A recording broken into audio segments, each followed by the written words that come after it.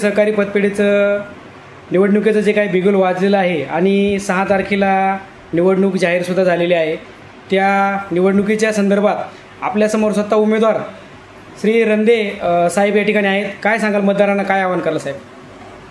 यशोमंदिर सहकारी पतपेढी मर्यादित मुंबई या संस्थेची पंचवार्षिक निवडणूक येत्या 6 एप्रिल रोजी होत आहे. संस्थेच्या कारभारात जी पारदर्शकता आहे, कारण मी संस्थेत गेली 37 वर्ष काम केलं, त्यामुळे संस्थेच्या कारभारात पारदर्शकता आहे.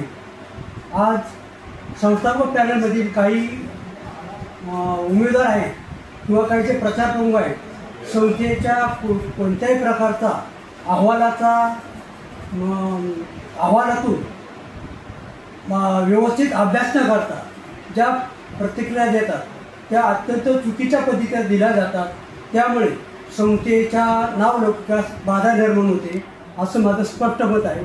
माझी त्या संस्थापक पॅनलच्या प्रचार प्रमुखांना विनंती राहील की त्यांनी संस्थेचा लेखाजोखा चांगल्या पद्धतीने अभ्यासावा आणि मगच प्रतिक्रिया द्यावी अशी मी त्यांना विनंती करतो.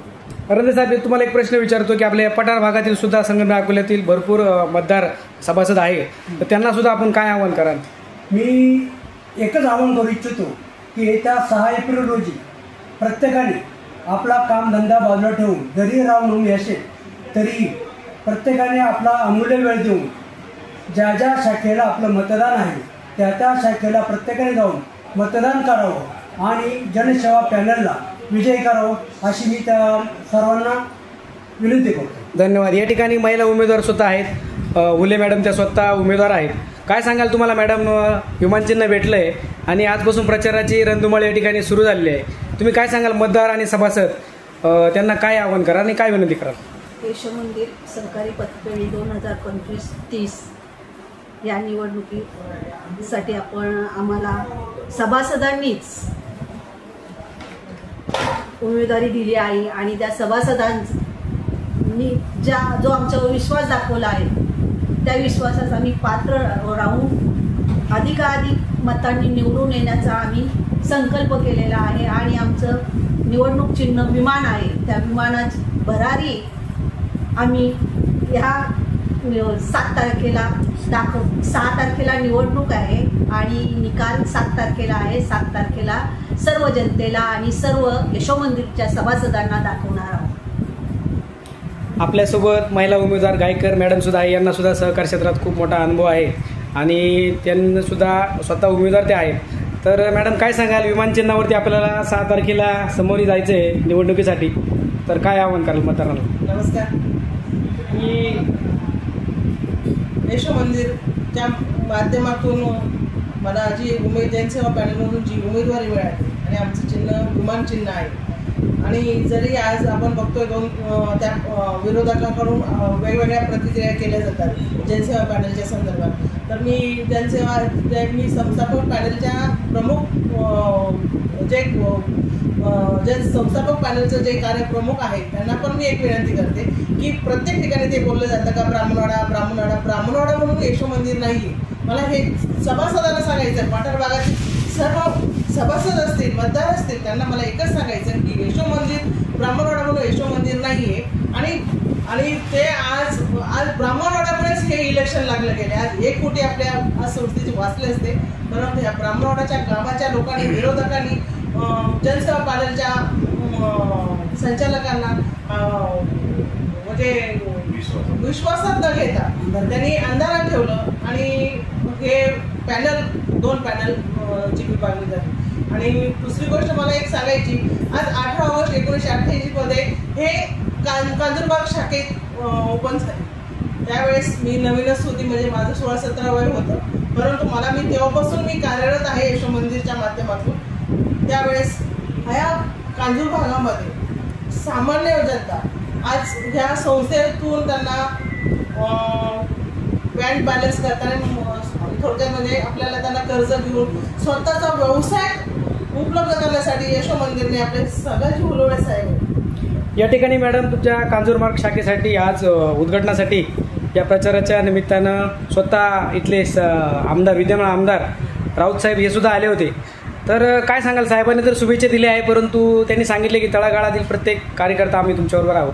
तर काय सांगाल साहेबांबद्दल, तुम्ही काय सांगाल? साहेबांबद्दल, कारण साहेबांबद्दल मी त्यांच्याबरोबर मी काम करते, मलाही चांगला अनुभव आहे साहेबांचा. कारण ज्यावेळेस साहेबांचं विधानसभेचं ऑफिस पण, कार्यालय पण हेच होतं, त्या कार्यालयाचं उद्घाटन पण आम्हीच होतं त्यांच्यासोबत. पण ह्या कार्यालयाचं एक वैशिष्ट्य असं आहे की जो या कार्यालयामध्ये आपल्या प्रचार कार्यालयासाठी जनसंपर्क कार्यालय घेतात, इथे हा विजयच प्राप्त होतो. ती झाली आमदार सुनील राऊत साहेबांच्या बद्दल. आणि आता ईशान्य मुंबईचे माननीय संजय दिरा पाटील यांचंही कार्यालय हेच होतं, त्यावेळेस आम्ही पण त्यांच्यासोबतच होतो. त्यांचाही ह्या ऑफिस जनसंपर्क कार्यालयातूनच त्यांचा विजय झाला.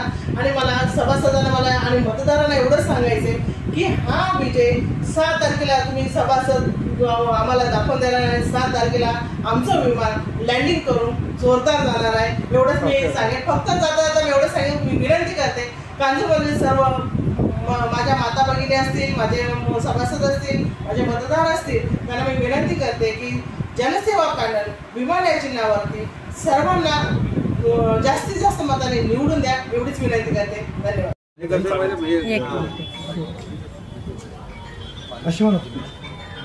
बोला गणपती बाप्पा.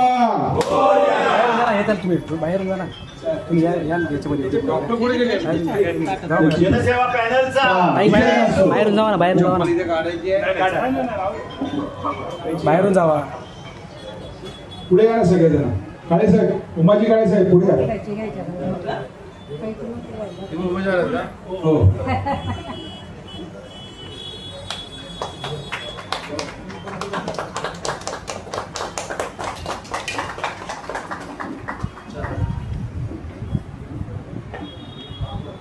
संचालक मंडळाच्या निवडणुकीच्या निमित्ताने 6 तारखेला आहे आणि या प्रचार कार्यालयाचं उद्घाटन विपुल पांडुरंग काळे साहेब यांच्या ऑफिसमध्ये आपण करत आहोत. 1989 मध्ये 1979 मध्ये निर्माण झालेली पतसंस्था, सरकाररत्न सहकारमहर्षी यशोमतीचे शिल्पकार सगाजी गंगाराम ओलवळे साहेब यांच्या काळामध्ये या संस्थेने मोठी गरुड झेप घेतली. आज या पतसंस्थेचा 700 कोटीचा टर्न ओव्हर आहे. सभासद संख्या ही 72,000 आहे आणि आपण पूर्ण महाराष्ट्रामध्ये आपल्या पतसंस्थेची कार्यालय किंवा शाखा आहेत. आणि सर, बोलायला कुठेतरी आनंद होईल की आपण जर बघाल, हे जनसेवा पॅनल हायली क्वालिफाईड लोक आहेत, सर्व आर्किटेक्ट आहेत, परत मल्टीनॅशनलमध्ये काम करणारी लोक आहेत, डॉक्टर आहे, ॲडव्होकेट आहे, सर्व प्रकारचे हे आहेत.